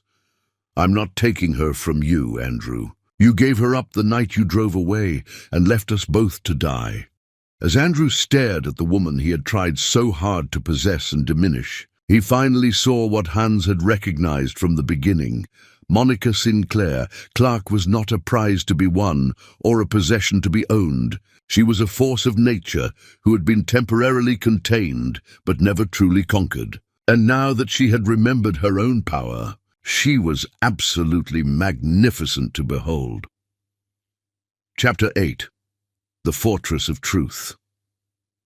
Some men built empires to prove their worth, but the wisest men learned that true power came from building others up rather than tearing them down. And Andrew Clark was about to receive a masterclass in the difference between strength and cruelty. The silence that followed Monica's declaration stretched between them like a chasm that could not be bridged by apologies or excuses. Andrew stood in the center of the medical suite, looking lost and diminished, his expensive suit unable to disguise the fact that he was a man whose world had crumbled around him in less than a week. Hans moved closer to Monica, not intrusively, but positioning himself as a silent reminder that she was not alone in this confrontation. Aurea slept peacefully in her mother's arms, oblivious to the battle being fought for her future, her tiny presence serving as both Monica's motivation and her source of strength. "Monica." Andrew tried again, his voice carrying a note of desperation that was entirely new. "Please be reasonable. I know I made mistakes, but we can work through this. We can go to counseling, fix what's broken between us. Think about Arya. Doesn't she deserve to grow up with a real father?" Monica looked at Andrew with something that might have been pity. Her real father? The man who called her worthless for being born female? The man who refused to hold her because she wasn't the male heir he wanted? The man who wasn't even present for her birth because he was too busy drowning his disappointment in alcohol? "I was shocked, overwhelmed," Andrew protested weakly. "First-time fathers often react poorly to unexpected situations." "There was nothing unexpected about your daughter's gender," Monica replied coolly. "We've known she was a girl for 5 months. You had plenty of time to adjust your expectations, and instead, you chose to treat her birth as a personal failure." Hans cleared his throat softly, drawing Andrew's attention. "Perhaps this would be a good time to discuss the practical realities of your situation, Mr. Clark." Andrew turned to Hans with suspicion and barely contained hatred. "What practical realities?" Hans moved to a side table and retrieved a thick manila folder, which he opened with deliberate precision. "As of yesterday afternoon, the FBI has formally opened an investigation into your business practices. The SEC has frozen assets totaling $1.2 billion pending examination of your accounting records. And the IRS has flagged 12 offshore accounts for potential tax evasion." Monica watched Andrew's face cycle through denial, disbelief, and growing horror as Hans continued his methodical recitation. "The Pemberton deal you thought you had successfully hidden. The investigators have already traced the shell companies you used to launder the bribes. The Cayman Islands accounts, frozen as of this morning. The Manhattan penthouse you purchased with what appear to be illegally obtained funds, currently being valued for potential seizure." "You can't have access to that information," Andrew whispered, but his protest lacked conviction. "I have access to whatever information I need to protect the people I care about," Hans replied simply. "And right now, that includes ensuring that you understand the reality of your situation clearly enough to make rational decisions about your future." Monica realized she was witnessing the systematic destruction of a man's entire existence. And while part of her felt horrified by the thoroughness of Hans's preparation, another part of her marveled at the strategic brilliance of it. Hans had not simply fallen in love with her, he had prepared for war against the man who was hurting her. "How long have you been planning this?" Andrew asked, his voice hollow with shock. "I've been documenting your criminal activities since the day I realized Monica was trapped in an abusive marriage with no way to safely escape." Hans answered without hesitation. "Every illegal transaction, every bribe, every tax dodge, all carefully recorded and verified." Andrew's legs seemed to give out, and he sank into a chair with the boneless collapse of a man whose world had just exploded around him. "Why? What did I ever do to you personally?" Hans's expression hardened, and Monica saw a glimpse of the ruthless businessman who had built and maintained a $12 billion empire. "You hurt her," Hans said simply. "You took an extraordinary woman and systematically destroyed her confidence, her joy, her sense of self-worth. You treated her like property instead of a partner, like a decoration instead of a human being with thoughts and dreams and desires of her own." "I loved her," Andrew protested desperately. "You possessed her," Hans corrected coldly. "Love builds people up. Love celebrates their achievements. Love protects them from harm. What you practiced was ownership, control, and ultimately, abuse." Monica felt tears prick at her eyes as she listened to Hans articulate feelings she had struggled to understand during 3 years of increasingly toxic marriage. She had known something was wrong, had felt her spirit withering under Andrew's treatment, but his gaslighting had made her question her own perceptions. "Andrew," she said quietly, drawing his attention back to her, "do you remember the last time you celebrated one of my achievements? The last time you seemed genuinely happy about my success?" Andrew opened his mouth to answer, then closed it as he apparently realized he couldn't remember any such instance. "Do you remember the last time you asked about my feelings, my dreams, what I wanted for our future together?" Again, silence. "Do you remember the last time you made love to me instead of simply taking what you wanted?" Andrew's face crumpled, and Monica saw him finally beginning to understand the magnitude of what he had destroyed through his selfishness and insecurity. "I can change," he whispered. "I can be better. Give me another chance, please." Monica looked down at Arya, who chose that moment to open her dark eyes and gaze up at her mother with the trusting innocence that only babies possessed. Everything Monica did going forward would be measured against the question of what was best for this small person who depended on her completely. "The problem isn't whether you can change, Andrew," she said gently. "The problem is that I've changed. I've remembered who I am when I'm not walking on eggshells, trying not to threaten your ego. I've remembered what it feels like to be valued for my mind, respected for my opinions, cared for without conditions or expectations. Because of him," Andrew said bitterly, gesturing toward Hans. "Because of my daughter," Monica corrected firmly. "Because becoming a mother reminded me that I want to raise a girl who knows her own worth, who never accepts being diminished by someone who claims to love her." Hans stepped forward, his voice gentle but implacable. "Andrew, you have a choice to make. You can fight this, try to drag Monica through a custody battle that will cost both of you enormous amounts of money and emotional energy while your criminal issues are being prosecuted. Or you can accept reality and focus on dealing with your legal problems while allowing Monica and Arya to rebuild their lives in peace." "And if I choose to fight?" Anne's smile was sharp as a blade. "Then every embarrassing detail of your business practices, your treatment of your wife, and your abandonment of your pregnant family will become public record. Every newspaper, every tabloid, every gossip blog will have access to documentation of exactly what kind of man you really are." Monica saw Andrew weigh his options, watching his face cycle through rage, desperation, And finally, a kind of broken resignation. "What do you want from me?" he asked finally. "Sign divorce papers that give Monica full custody and generous financial support," Hans said matter-of-factly. "Accept a plea bargain with federal prosecutors that minimizes your prison time. Disappear from our lives permanently, and in return, your cooperation with authorities is noted favorably. Your criminal activities are portrayed as the actions of a desperate man rather than a calculating predator, and you retain enough assets to live comfortably once your legal obligations are met." Monica listened to this negotiation with fascination and growing relief. Hans had not simply prepared to rescue her, he had prepared to give her a complete, clean escape from a life that had been slowly killing her spirit. "I need time to think," Andrew said weakly. "You have until tomorrow morning," Hans replied.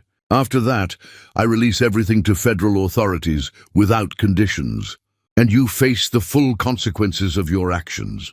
Andrew stood up unsteadily, his movements those of a man who had aged years in the space of hours. He looked at Monica one last time, and she saw something in his eyes that might have been genuine regret.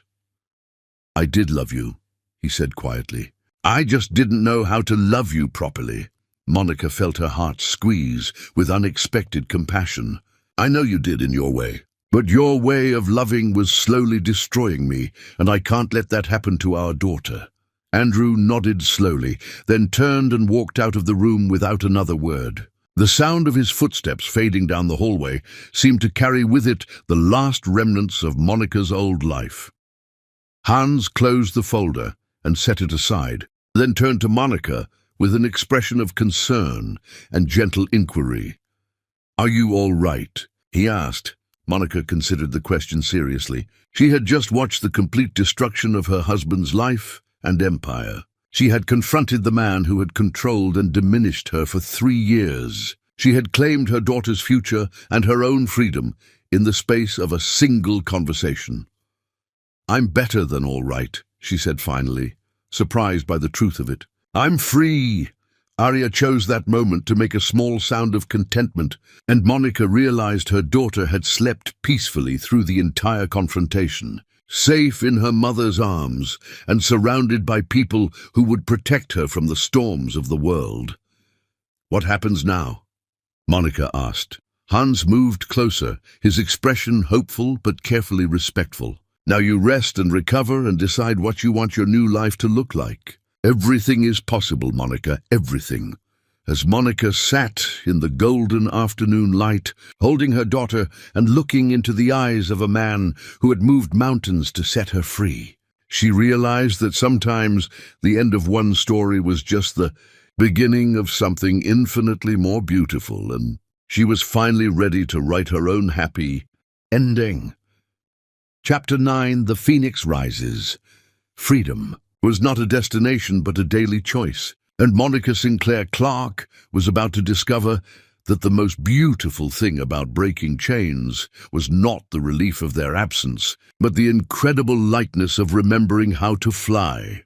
6 weeks had passed since Andrew's world collapsed around him. 6 weeks during which Monica had slowly emerged from the protective cocoon of Hans's medical facility into a larger world that seemed full of possibilities she had forgotten existed. She stood now in the sunlit nursery of Hans's Bavarian castle, watching Arya sleep peacefully in a crib carved from wood so old and beautiful it seemed like something from a fairy tale.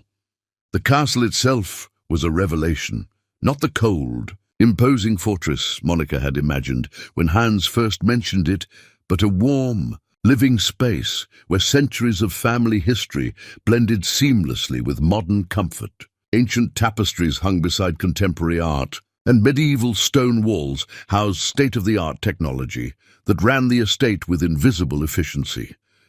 "She's grown so much," Hans observed softly, joining Monica at the cribside. Over the weeks of recovery, he had become a constant, gentle presence in their lives, never presuming, always supportive, treating Arya with the devotion of someone who had already claimed her as his own. "She has," Monica agreed, reaching down to adjust the baby's blanket. Sometimes I look at her and can barely believe she's real, that she's mine. Yours and perfect in every way, Hans said, his voice carrying the warmth that had become as familiar to Monica as her own heartbeat. Monica turned from the crib to look out the tall windows that offered a breathtaking view of the Bavarian Alps. Snow-capped peaks rose against a sky so blue it seemed painted, and the sight filled her with a peace she hadn't experienced since childhood. Here, surrounded by beauty and safety, she had begun to remember who she was beneath the layers of fear and diminishment that her marriage had wrapped around her soul. "Hans," she said, her voice carrying a weight that made him turn toward her with immediate attention, "we need to talk about the future." She saw something flicker in his eyes, hope mixed with apprehension, but his expression remained carefully neutral. "Of course, whatever you need to discuss."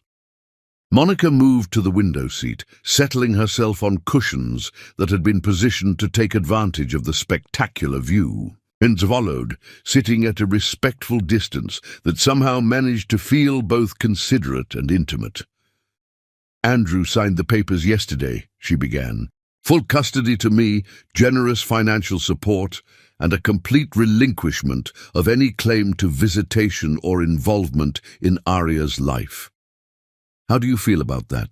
Monica considered the question carefully. "Relieved, sad, grateful, it's complicated."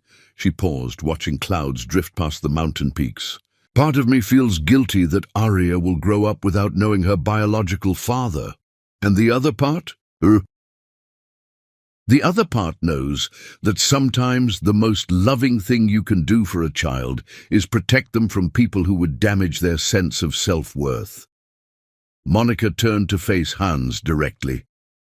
"You've shown me what it looks like when someone loves without trying to control, supports without trying to diminish. I want Arya to grow up expecting that kind of treatment from everyone in her life." Hans was quiet for a moment, and Monica could see him processing the implications of her words.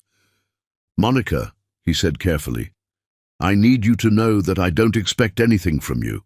The help I've provided, the protection, the resources, they all came with no strings attached. You don't owe me anything, and you shouldn't feel pressured to make decisions about our relationship based on gratitude." Monica felt her heart squeeze at his consideration, so different from Andrew's constant expectations and demands. What if it's not about gratitude? What if it's about choice? Hans's breath caught slightly. What kind of choice? Monica stood up and moved to the window, gathering her thoughts as she watched eagles soar between the mountain peaks. For weeks, she had been processing her feelings, trying to separate genuine attraction from the relief of being rescued, working to understand what she truly wanted rather than what she thought she should want. 6 months ago, I was dying inside my marriage, she said quietly. Not dramatically, not obviously, but slowly and surely. Every day I became a little smaller, a little quieter, a little less myself. I thought that was what love required, sacrifice and compromise, and endless accommodation of someone else's insecurities. "That's not love," Hans said firmly. "That's abuse disguised as devotion. I know that now, but I didn't know it then because it happened gradually. Like a frog in slowly boiling water, I didn't realize I was dying until I was almost gone." Monica turned to face him, her dark eyes bright with unshed tears. "Do you know what saved me?" "Arya." Monica shook her head. "You. Not the rescue, not the wealth or the protection or the grand gestures. You saved me by seeing me as worthy of service rather than demanding that I serve. You showed me what it looked like when someone loved me enough to become smaller so I could become larger." Hans stood up, his movements careful and deliberate. "Monica, let me finish," she interrupted gently. "I need to say this while I have the courage." He nodded, his full attention focused on her with an intensity that was both flattering and slightly overwhelming. "These past 6 weeks, living in your home, watching you interact with Arya, seeing how you handle your business and treat your staff and move through the world, I've fallen in love with you. Not because you rescued me, not because you're rich or powerful or can give us security. I've fallen in love with your kindness, your integrity, your ability to be strong without being dominating. Hans's face transformed, hope and joy, and something deeper blazing in his eyes. "Monica, I'm not finished," she said, holding up a hand to stop him. "I've fallen in love with you, but I need you to understand that I'm not the same woman who needed rescuing. I've remembered who I am, what I'm capable of, what I deserve. If we do this, if we become a family, it won't be because I need you to complete me. It will be because I choose to build something beautiful with you as a complete person partnering with another complete person." Hans moved closer, his movement slow and careful, as if he were approaching something precious that might disappear if he moved too quickly. "Are you proposing to me, Monica Sinclair?" he asked, his voice carrying a note of wonder that made Monica's heart skip. "I'm proposing that we stop pretending we're just friends," she replied, her own voice catching slightly. "I'm proposing that we acknowledge what's been growing between us and see where it leads." Hans reached out slowly, giving her every opportunity to pull away, and gently cupped her face in his hands. His touch was warm and sure, carrying none of the possessiveness that had characterized Andrew's physical affection. "I have loved you since the first moment I saw you," he said quietly. "I will love you for the rest of my life, whether you choose me or not. But if you're willing to try building something together, I promise you that every day I will work to deserve the gift of your trust." Monica leaned into his touch, feeling safe and cherished and powerful all at the same time. "Then stop asking my permission and kiss me," she whispered. Hans's smile was radiant as he leaned down to press his lips to hers. The kiss was gentle and reverent, full of months of restrained longing and careful respect. Monica felt something inside her chest open like a flower turning toward the sun, and she realized this was what it felt like to be loved properly, not possessed, not controlled, but celebrated and cherished and supported in becoming the fullest version of herself. From the crib across the room, Arya made a soft sound of contentment, as if she approved of this new development in her small world. "What happens now?" Monica asked against Hans's lips. "Now we figure out how to blend our lives together," Hans replied, resting his forehead against hers. "Your career, my business, Arya's future, our hopes and dreams, and the million small decisions that make up a shared life." Monica smiled, feeling lighter than she had in years. "I have some thoughts about that." "Tell me everything." "Well, first, I want to go back to practicing law. I've been thinking about starting a foundation that provides legal services to women escaping abusive situations. I have some experience with that now." Hans's eyes lit up with admiration and pride. "That's brilliant. We could fund it through the Martin Foundation, give it real resources and reach. Second, I want Arya to grow up bilingual. She should know German as well as English, and she should understand her heritage from both sides of her family. She'll spend summers here in Bavaria learning about the mountains and the history, and winters in New York learning about skyscrapers and ambition. And third," Monica said, her voice carrying a note of mischief, "I want to plan a wedding that's nothing like the cold, calculated affair Andrew and I had. I want flowers and music and dancing and pure joy." Hans swept her up in his arms, spinning her around the nursery while she laughed with delight. "I want whatever makes you happy," he said, setting her down gently. "A cathedral with 1,000 guests, or a garden with just us and Arya, a year of planning or tomorrow morning. Whatever you want, whenever you're ready." Monica looked into his eyes and saw her future reflected there, not as someone else's accessory or possession, but as a partner in building something beautiful and lasting. "I'm ready now," she said simply. "I'm ready to choose love over fear, partnership over possession, joy over security." From her crib, Arya gurgled happily. And Monica realized her daughter would grow up watching a relationship built on mutual respect and genuine affection, learning from her mother's example that love should lift you up rather than tear you down. As Hans kissed her again under the Bavarian sun while their daughter cooed approval from her fairy tale crib, Monica Sinclair Clark understood that sometimes the greatest adventure was not being rescued by a prince, but discovering that you had always been a queen and choosing to share your kingdom with someone worthy of your crown. Chapter 10.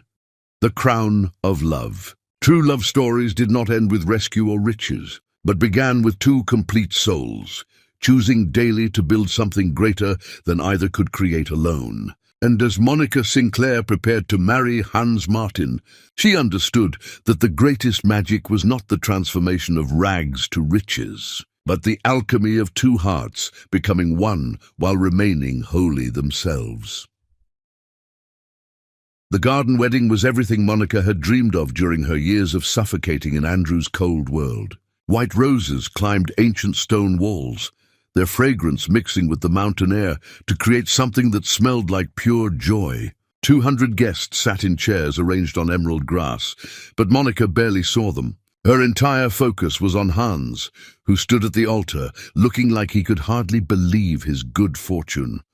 Monica walked down the aisle, wearing silk that flowed around her like liquid moonlight, her dark skin glowing against the white fabric. She carried a bouquet of wildflowers that Arya had helped choose that morning by grabbing enthusiastically at every bloom they showed her. The baby now sat in the front row with Hans's sister, babbling happily at the proceedings as if she understood that something wonderful was happening.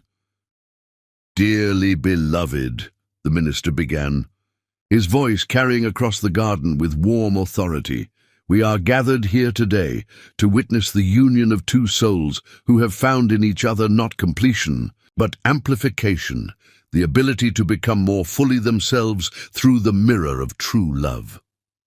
Monica met Hans's eyes and felt the familiar flutter in her chest that had nothing to do with nervousness and everything to do with the pure joy of choosing this man, this life, this future together. 6 months ago, she'd been dying inside a marriage built on control and possession. Today, she was marrying a man who celebrated her strength rather than fearing it. "Monica," the minister continued, "do you take Hans to be your husband, to love and honor, to support and cherish, to walk alongside as an equal partner in all of life's adventures?" Monica's voice rang clear across the garden. "I do, with my whole heart, completely, freely, joyfully and forever." "Hans, do you take Monica to be your wife, to love and honor, to support and cherish, to walk alongside as an equal partner in all of life's adventures?" "I do," Hans replied, his voice thick with emotion. "I promise to spend every day of my life proving worthy of the gift of her love." As they exchanged rings, simple bands of platinum engraved with words of love in 3 languages, Monica was aware of movement at the back of the garden. She glanced over Hans's shoulder and felt her breath catch. Andrew stood behind the last row of chairs, partially hidden by an ancient oak tree. He looked terrible, thin, haggard, wearing a suit that had seen better days. His legal troubles had played out exactly as Hans had predicted, resulting in bankruptcy, prison time, and the complete destruction of everything he had once thought defined him. For a moment, Monica felt her old fear rise in her throat, but then Hans squeezed her hands gently, drawing her attention back to his face, and she realized something profound had shifted. Andrew no longer had the power to frighten her. He was simply a broken man who had lost everything through his own choices, watching the woman he had failed to love properly choose someone who knew how to love her right. "You may kiss your bride," the minister announced. Hans kissed Monica with all the reverence of a man who had waited his entire life for this moment, and Monica kissed him back with the joy of a woman who had finally found her home. The garden erupted in applause and cheers, but all Monica could hear was her own heart singing with happiness. As they turned to face their guests as husband and wife, Monica glanced once more toward the oak tree. Andrew was still there, and in the late afternoon sunlight she could see tears streaming down his face. He raised one hand in what might have been a gesture of farewell or blessing, then turned and walked away through the trees. Monica felt a moment of unexpected sadness for the man Andrew might have been if he had learned to love without controlling, to support without diminishing. But that sadness was overwhelmed by gratitude for the man beside her, who had shown her what real love looked like. The reception flowed seamlessly from ceremony to celebration. Tables groaned under the weight of food prepared by chefs who understood that a wedding feast should nourish both body and soul. A string quartet played, while guests talked and laughed and toasted the bride and groom with champagne that tasted like liquid sunshine. Monica danced her first dance, as Hans's wife, to music that seemed to have been composed specifically for this moment. This garden, this perfect convergence of two lives choosing to become one. Hans held her with careful reverence, his touch communicating love and respect and the promise of a lifetime of such moments. "Are you happy?" he whispered against her ear as they swayed to the music. Monica looked around at the garden filled with people celebrating their love, at Arya sleeping peacefully in her godmother's arms, at the mountains rising beyond the castle walls like ancient guardians of their happiness. "I'm more than happy," she whispered back. "I'm home." As the evening progressed, Monica found herself surrounded by well-wishers and friends. But her favorite moment came when she stepped away from the crowd to nurse Arya in the quiet privacy of the castle's library. Hans found her there, sitting in a leather chair beside a window that overlooked their wedding garden. "How's our daughter?" he asked, settling into the chair beside them. Monica looked up at him with wonder. "Our daughter? I love the sound of that. She's going to grow up thinking fairy tales are real," Hans observed, gently stroking Arya's tiny hand as she nursed. "Maybe they are," Monica replied. "Maybe fairy tales are just stories about people who refuse to settle for less than they deserve, who have the courage to choose love over fear." Hans leaned over to kiss Monica's forehead, then Arya's. "In that case, we're living in the very best kind of fairy tale." Through the library window, Monica could see their guests still celebrating in the garden, their laughter and joy creating a soundtrack for the beginning of their new life together. Tomorrow, they would return to the real world of Hans's business empire and Monica's legal foundation, of raising a daughter and building a marriage and navigating all the beautiful complexities of a shared life.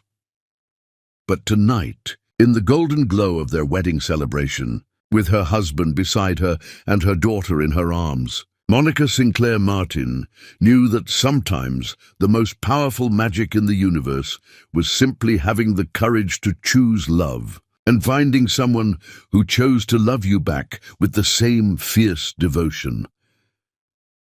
Outside in the garden, beneath the same oak tree where Andrew had stood, watching the woman he lost marry the man who knew how to love her, a single white rose bloomed out of season, as if nature itself wanted to add its blessing to a love story that had begun with storms and ended with sunshine, proving that sometimes the most beautiful flowers grew from the deepest darkness.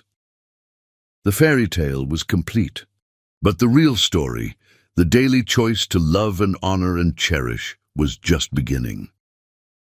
The end.